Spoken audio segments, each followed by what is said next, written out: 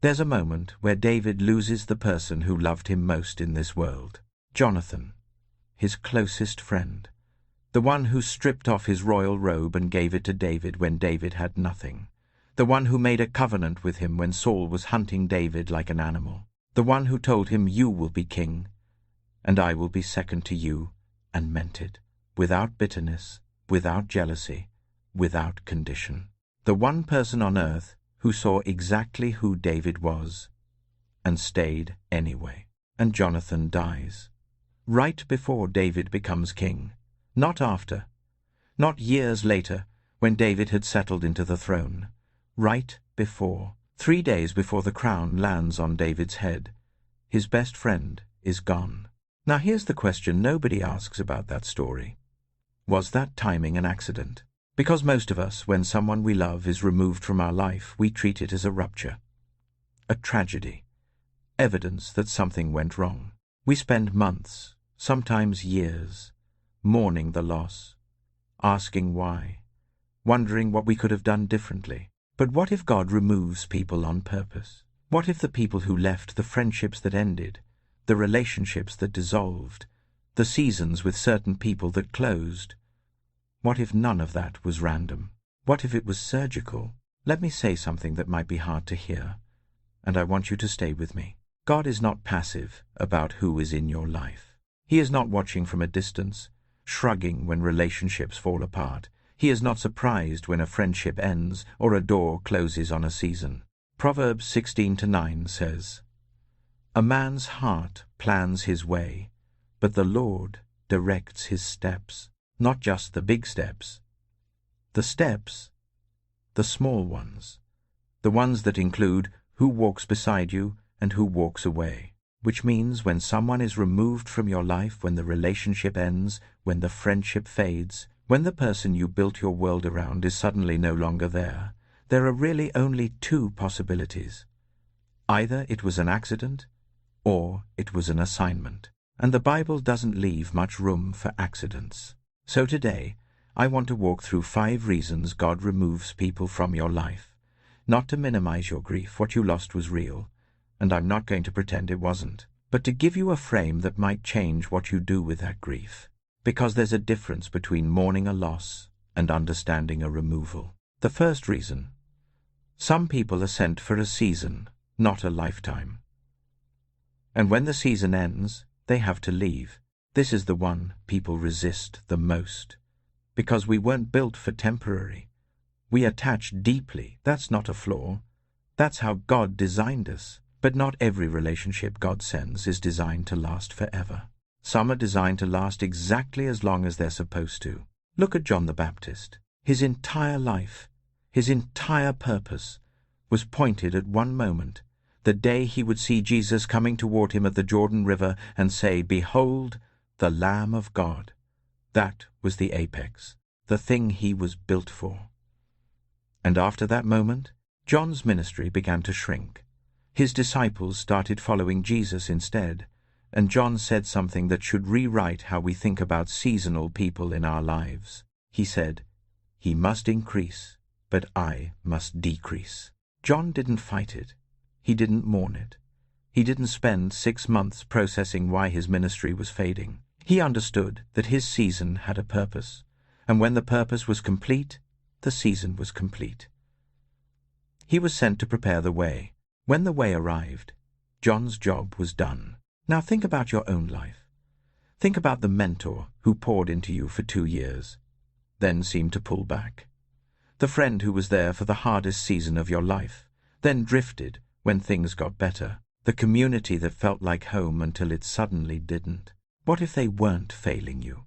What if they were finishing? What if the grace on that relationship was specifically for that season, and when the season ended, God in his mercy, not his cruelty, let it close? Ecclesiastes 3 says there's a time for everything, a time to plant and a time to uproot, a time to embrace and a time to refrain from embracing. Not everything that ends is broken. Some things end because they're complete. The second reason: the person God removed was a ceiling on what you could become. This one stings more, because the person wasn't bad, the relationship wasn't toxic, but something about staying in it was keeping you small. Paul and Barnabas. If you want a masterclass in how God uses conflict to multiply impact, look at what happened between these two. They had traveled together, planted churches together, been through imprisonment together. Barnabas was the one who vouched for Paul when every Christian in Jerusalem was afraid of him. He believed in Paul before Paul had proven anything. Then they disagreed sharply over whether to bring John Mark on their next journey. John Mark had abandoned them on a previous trip, and Paul said no. Barnabas said yes. The disagreement was so severe that Acts 15:39 says they parted ways. The word in Greek suggests a sharp, painful split, and here's what happened next. Paul took Silas and went one direction. Barnabas took John Mark and went another. 2 missionary journeys became 4. The gospel spread twice as fast because one partnership ended. God didn't stop the conflict to preserve the relationship. He let the conflict happen because the mission was bigger than the partnership. Now here's the uncomfortable version for your life.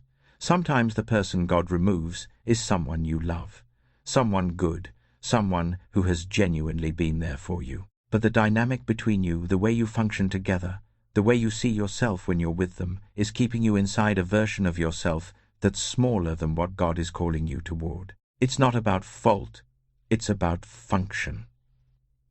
Some relationships, no matter how good, have a gravitational pull toward who you were rather than who you're becoming.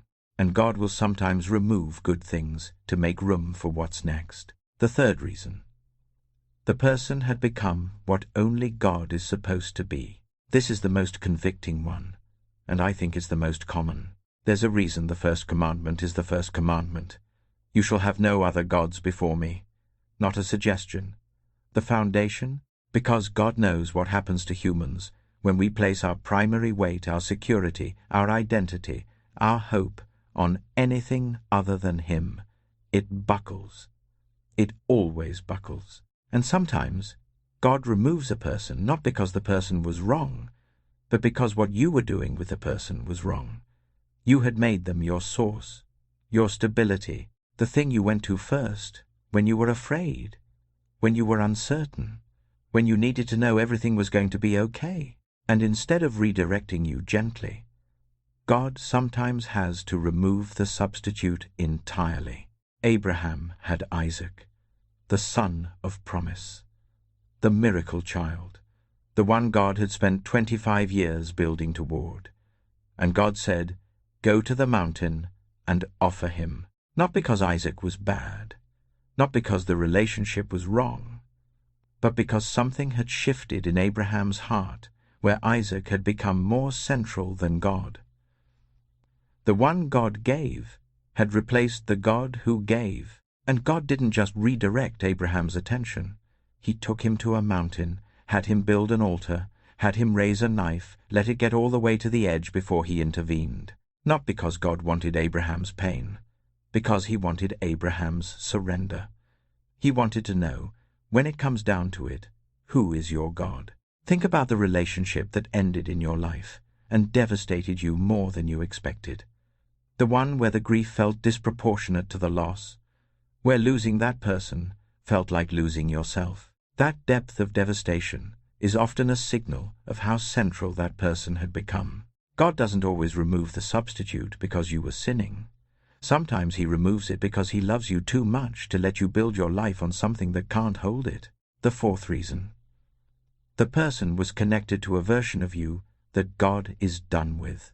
This is the quieter one. No drama, no betrayal, no falling out, just a slow drift apart that you couldn't explain and couldn't stop. When God is changing you, genuinely transforming you at the level of identity, not just behavior, the people around you don't always change with you. And staying in close proximity to someone who only knows the old version of you can become a gravitational pull backward. Peter understood this. The night Jesus died, Peter was standing by a charcoal fire in the courtyard of the high priest. The smell of that fire, the cold night air, the group of people standing around asking questions, and he denied Jesus 3 times. That charcoal fire became the scene of his worst moment. Then, after the resurrection, Jesus finds Peter on the shore of the Sea of Galilee. Peter has gone back to fishing, back to the old life, the old identity, the familiar thing. And John 21:9 says Jesus had a charcoal fire burning on the beach. Same smell, same setup, deliberate. Jesus didn't let Peter escape the memory. He brought him back to it, stood him in front of it, and asked him 3 times, "Do you love me?" 1 question for each denial. Not to humiliate him, to overwrite it. To give Peter a new memory in the same setting, so the old one didn't have the final word. But notice, Peter had to leave the fishing boat to get there.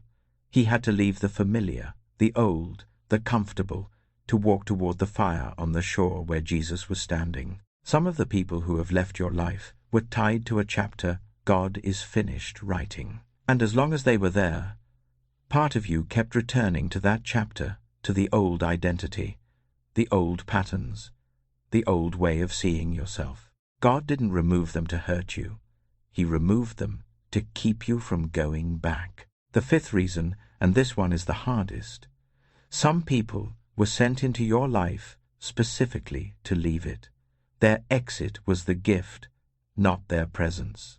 Back to Jonathan and David. Think about what David's life looked like with Jonathan in it. Jonathan was the king's son, heir to the throne. If Jonathan lived, David would always have someone to protect him, to advocate for him, to stand between him and the full weight of leadership.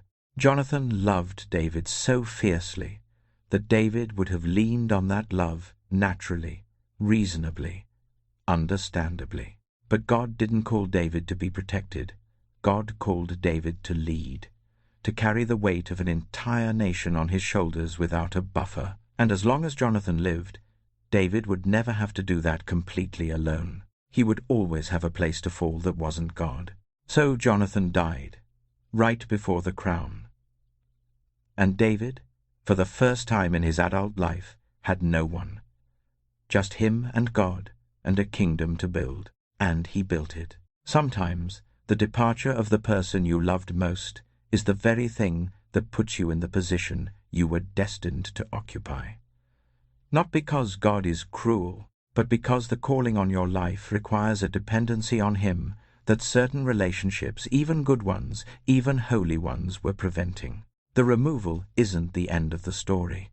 It's the beginning of the chapter you couldn't have entered any other way. Now I have to say something, because I've seen this kind of teaching misused, and I don't want that to happen here. This is not a framework for avoiding grief.